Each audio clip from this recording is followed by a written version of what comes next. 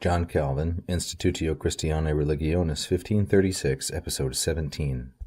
Nam si satis perpendimus, quid nobis sacrosancti huius corporis traditio, quid sanguinis effusio profuerit, non obscure perspiciemus, haec panis et vini attributa, secundum eius modi analogiam optime illis convenire.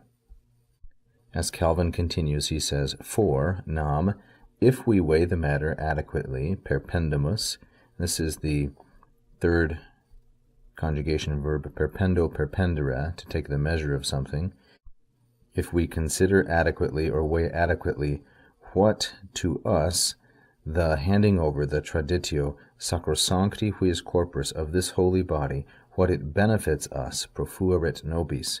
We have here profuerit, which is from prosum, one of the compounds of sum, and it goes with the dative case. That's why we have nobis, which is masculine plural dative, and prosum means to be of benefit or to be of use. As to how, we might say for quid, the handing over the traditio of this holy body, how it benefits us, and as to how the effusio, the pouring out or the shedding of the blood, profuerit, benefits us. So you see the nice parallelism between these two. The traditio is the giving over, the body that is given, and the blood, sanguinis, that was shed, corporis traditio, sanguinis effusio. These are the standard terms. As to how they benefit us, non obscure perspiciemus, not obscurely, non obscure. This is an adverb. We will see, perspiciemus, or we will see through it. This is a first plural, future, indicative, and active, from the third conjugation io verb, which is perspicio, perspicere, like so.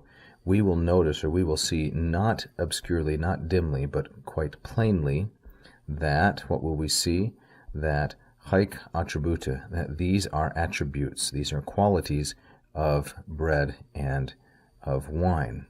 According, secundum, according to the analogiam, the analogy or the similitude of the same type, that these attributes of bread and wine, they optime convenire, they very well match illis, they very well match these benefits, we might say.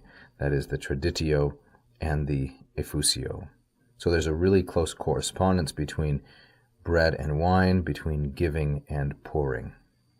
Thank you for watching. If you enjoyed the lesson, please press the like button. Don't forget to subscribe and leave a comment.